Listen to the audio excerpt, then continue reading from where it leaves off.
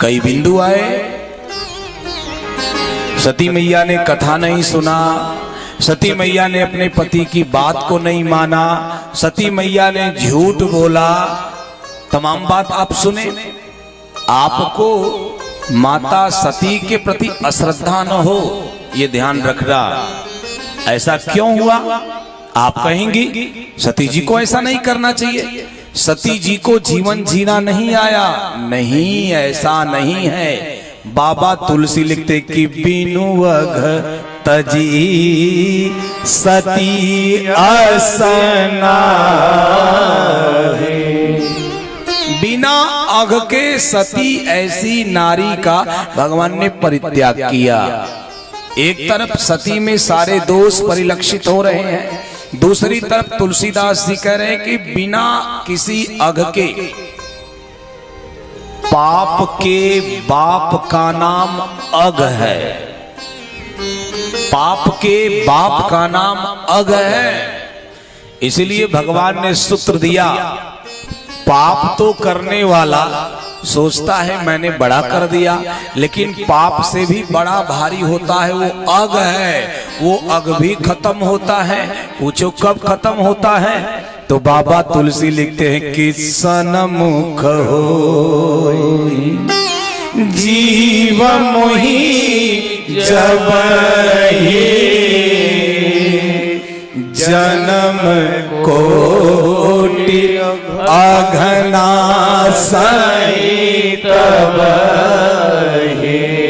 जैसे जीव भगवान के सन्मुख होता है, करोड़ों जन्मों का अघ समाप्त होता है। तो सती जी कब सन्मुख हुई? तो बाबा लिखते हैं कि सती जी तब सन्मुख हुई। कब सन्मुख? जब सती जी ने शरीर का परित्याग करने का प्रयास किया तो माता सती ने हाथ जोड़ा और बोल दिया। सती ने हाथ जोड़ करके भगवान से निवेदन किया, क्या? यज्ञ कुंड में सती मरत हरि सन वर मांगा। भगवान से मरते वक्त वरदान मांगा। अच्छा, भगवान से वरदान कौन मांगता है? जब भगवान सामने होते हैं वो मांगता है। यानी सती जी के हृदयाकाश में उस वक्त भगवान प्रत्यक्ष प्रकट हो गए। और जब जिसका भगवान का मरते वक्त दर्शन हो गया तो गीता कहती अंत काले च मामेव स्मरण मुक्त्वा कलेवरम यह प्रयाति सौमद भावम या नास्ते संशय। अंत काल में जो मेरा स्मरण करके शरीर को त्याग देता है वो मेरे स्वरूप को प्राप्त करता, इसमें कोई संशय नहीं है। ये गीता सिद्ध करती है। एक बात बताऊं, अच्छी लोग बैठी हैं, माताएं बैठी हैं, आपके मन में होगा सती जी के बारे में थोड़ा सा अश्रद्धा का उदय न हो तो सुन लेना। अगर आपका बेटा 1 वर्ष का पांव धरना शुरू करे, धरती पर डग डालना शुरू करे, चल न पाए, तो ये माताएं क्या करती हैं? उस बच्चे के हाथ को पकड़ लेती हैं, पकड़ती है ना। अब पकड़ करके उस बच्चे को आगे चलाती हैं। तो जब बच्चा आगे चलता है तो माता कहाँ चलती हैं? पीछे, उल्टा चलती है। अगर माता सीधा चले तो बच्चा क्या होगा? गिर जाएगा। बच्चा सीधा चले इसलिए माता को उल्टा चलना पड़ता है। उसी प्रकार हम बच्चे अपना जीवन सीधा जी लें इसलिए सती माता को उल्टा जीवन जीना पड़ गया। आपको समझाने के लिए उनको जीवन जीना आता है, लेकिन हमको जीवन जिलाने के लिए, हमें बताने के लिए मैया ने उल्टा चला। जैसे एक छोटे बच्चे के हाथ को पकड़ करके माता सीधा चलाने के लिए उल्टा चलती है, वैसे सती मैया ने हम लोगों को सीधा चलाने के लिए अपने चरित्र को उल्टा जिया ताकि हम जीवन को सही तरीके से जी सके। बाबा तुलसी लिखते कि वही माता सती जब पार्वती के रूप में हिमाचल के गोद में पैदा हुई, तेहि कारण हिम गिरिगृह जाई, तेहि कारण हिम गिरिगृह जाई।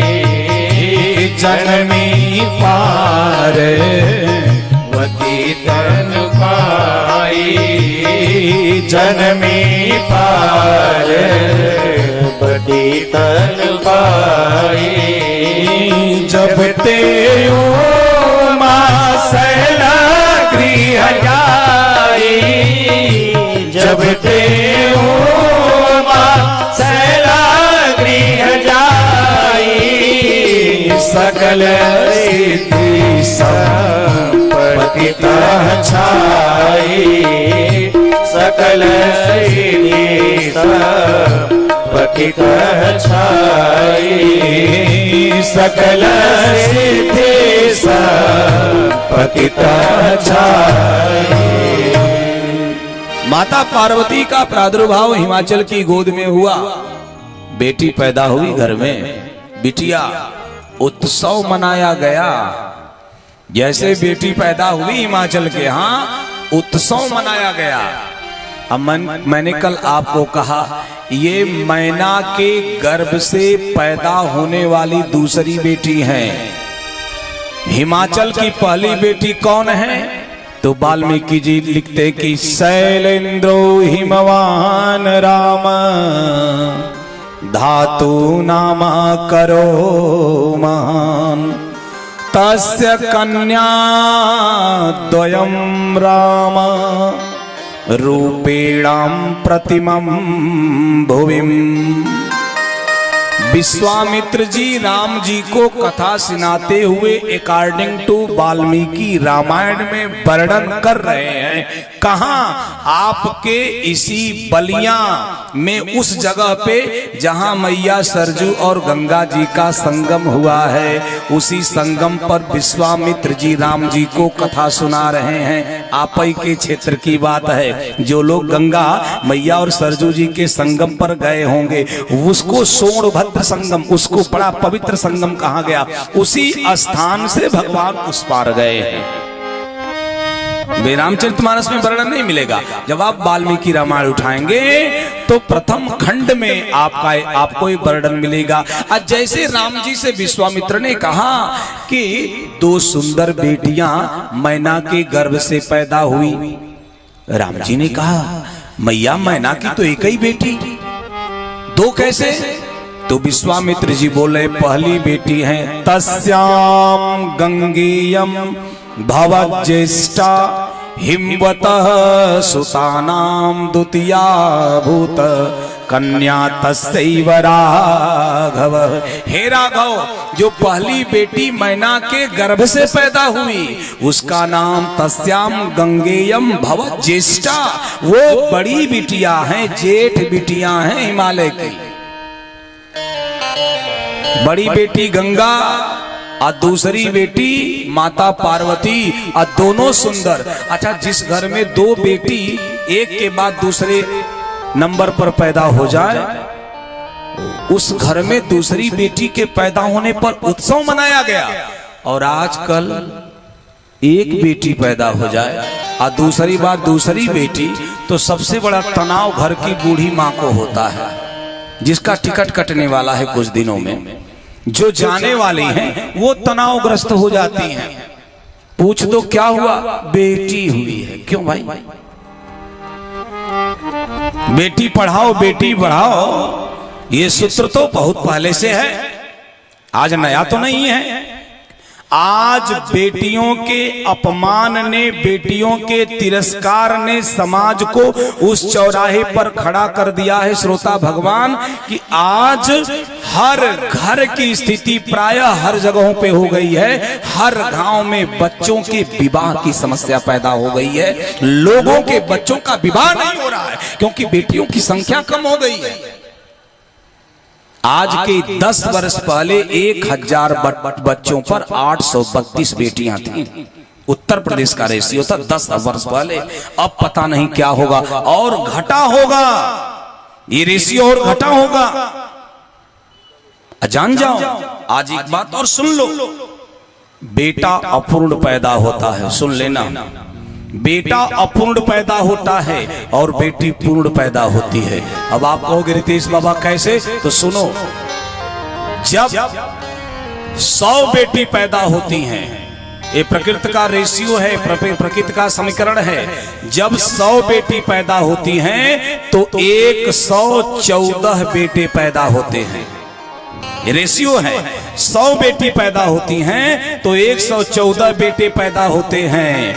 16 वर्ष जाते जाते 14 बेटे मर जाते हैं और 100 का आंकड़ा बराबर हो जाता है। बेटी एक भी मरती नहीं है। कभी आप नहीं सुने होंगे कि पेट में बेटी थी, गर्भ मर गया। जब भी आप सुने होंगे बेटा था और गर्भ स्खलित हो गया।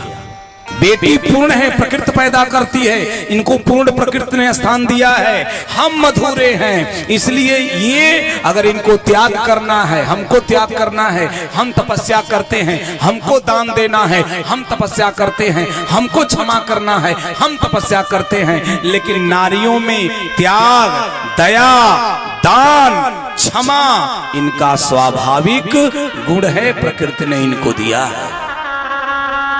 स्वाभाविक गुण है, प्रकृति ने इनको दिया है। श्रोता भगवान, हिमाचल के यहाँ उत्सव मनाया गया, इतना दिव्य उत्सव मनाया गया। जैसे उत्सव संपन्न हुआ, धीरे धीरे क्रम बीता। पार्वती मैया 5 वर्ष की हो गई। जैसे 5 वर्ष की हो गई तो दुनिया के एक ऐसे महात्मा हैं जिनकी गति सर्वत्र है। कौन? नारद बाबा। एक दिन बीड़ा पर ताल बजाते हुए, कौन बीड़ा? देवदत्तमिमां बीड़ा। भागवत महापुराण में वर्णन आता है, देवताओं के द्वारा विष्णु भगवान के हाथ से प्रदत्त वीणा नारद जी को दी गई। देवदत्त विमाम वीणा, वो देवताओं के द्वारा दी गई वीणा का गान करते हुए नारद जी कहाँ पहुंचे? हिमाचल प्रदेश के उस राजप्रासाद के सामने जैसे नारद बाबा पहुंचे, वैसे हिमाचल बाहर आए। अरे महात्मा, स्वागत है आपका, पधारिए आप। जैसे नारद जी का हाथ पकड़ करके आवा भगत सम्मान करके राजप्रासाद में भीतर ले गए, स्थान दिया, सम्मान किया, पाद प्राक्षालन किया, नैवेद्य समर्पित किया, वाद्य अर्घ दिया। सब संपन्न करने के बाद हिमाचल ने हाथ जोड़ करके नारद जी से बोल दिया कि त्रिकालज्ञ सर्वज्ञ तुम, गति सर्वत्र तुम्हारी, कहूँ सुता की दोष गुण, मुनिवर हृदय विचार। नारद जी से कहा, आप त्रिकालज्ञ हो, सर्वज्ञ हो, सर्वत्र गति आपकी है। ए बाबा, आप सब जानते हो, भूत जानते हो, भविष्य जानते हो, वर्तमान जानते हो, आप सब जानते हो। तो एक चीज मेरे मन में इच्छा है, उसको बता दो। नारद बाबा ज्योतिषाचार्य। नारद ने कहा, पूछो हिमाचल। बिटिया रानी आ गई। कौन? माता पार्वती। जैसे पार्वती जी आई तो भगवान नारद बाबा के चरणों में प्रणिपात होकर के प्रणाम कराया। किन्होंने? हिमाचल ने। बेटे और बेटियों को संस्कार देने के लिए माता पिता को हमेशा सतर्क होना चाहिए, हमेशा। एक जगह मैं गया और मैं सच बताऊं, बोले ही तो, जबकि इसमें बोलना उचित नहीं है, लेकिन बोले बिना रहा नहीं जा रहा। एक जगह मैं गया और नाश्ता के लिए आयोजन समिति के अध्यक्ष अपने घर ले गए। तो जाने के बाद जैसे प्रवेश किया, बैठे, बेटा आया, बोले बेटा प्रणाम करो। 7-8 वर्ष का रहा होगा। वो पूरब देखने लगा। अध्यक्ष ने कहा, महाराज जी का प्रणाम करो। फिर पश्चिम देखने लगा। अच्छा, जितनी बार कहा प्रणाम करो, वो नहीं किया तो मुझे बड़ा अजीब लग रहा था। ऐसे अच्छा न कहते। जब कई बार कहने के बाद भी प्रणाम नहीं किया तो हमने कहा, बुलाया, आपको प्रणाम करता है? अरे नहीं महाराज, हमको तो कभी नहीं करता। बोले तो हमारे ऊपर प्रैक्टिकल करा रहे हैं। जब तुम्हें नहीं करता तो हमारा अपमान करने का आपको अधिकार नहीं है। अरे जो बेटा अपने माता पिता को प्रणाम नहीं कर सकता वो किसी गैर को क्यों प्रणाम करेगा? उसके अंदर संस्कार नहीं पैदा है, क्यों प्रणाम करे? संस्कार देना पड़ता है। आप पैसे से कार खरीद सकते हो, संस्कार नहीं खरीद सकते हो। नारद बाबा के चरणों में प्रणाम कराया और जैसे प्रणाम किया नारद बाबा ने तो बोल दिया जरा बिटिया का हाथ देख लो। तो ज्योतिषाचार्य बड़े चालाक होते हैं, बड़े चतुर होते हैं। एक बार एक राजा की पत्नी को गर्भ था। राजा को जिज्ञासा हुई कि पता लगाएं कि मेरी पत्नी के गर्भ में क्या है। चारों तरफ ढिढोरा पिटवा दिया कि जो ज्योतिषाचार्य बता देगा कि मेरी पत्नी के गर्भ में क्या है उसे ढेर सारा धन उपहार दिया जाएगा, और जो गलत बताएगा उसका सर काट दिया जाएगा। अब किसी की हिम्मत नहीं पड़ी। एक बनारसी पंडित बड़ा चालाक था, अपने चेले को लेके आया, कहा मैं बताता हूं। राजा बोले बताओ। कहा एक सादा कागज लाओ। सादा कागज आया, पंडित जी ने कुछ लिखा, उसको चिट बना दिया, मोड़ दिया, राजा को दिया। कहा इसे तब खोलना जब तुम्हारी पत्नी का गर्भ पूर्ण हो जाए और प्रसव हो जाए, तो जो हुआ रहेगा वही इसमें लिखा रहेगा। राजा बोला इतना ज्ञानी पंडित है, ठीक है। संजोग से राजा को पुत्र पैदा हुआ। जैसे पुत्र पैदा हुआ राजा ने पंडित जी को बुलवाया। पंडित जी चेले को लेके आए। राजा ने कहा पुत्र पैदा हुआ है पंडित जी, आपने क्या लिखा? कहा चिट कहाँ है? चिटाई खोला गया। कहा इसमें क्या लिखा? पंडित जी ने कहा इसमें लिखा है पुत्रो न पुत्री, पुत्र पैदा होगा पुत्री नहीं होगी।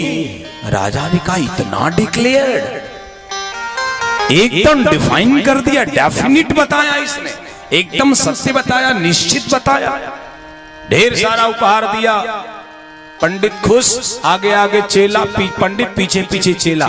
चेला बड़ा चालाक था। चेले ने कहा गुरुजी अगर पुत्री हो गई होती तो तब तो आप ही गए होते और हम भी। पंडित जी ने कहा बनारसी हूं, इतना जल्दी फंसने वाला नहीं हूं। तो बोले तो आप फंसा ही गए होते, आप तो लिखे हैं पुत्रो न पुत्री। कहा बेटा उच्चारण में अनुस्वार का अंतर कर देता, क्या करते? कहा तब कहता पुत्रो न पुत्री, पुत्र नहीं होगा पुत्री होगी।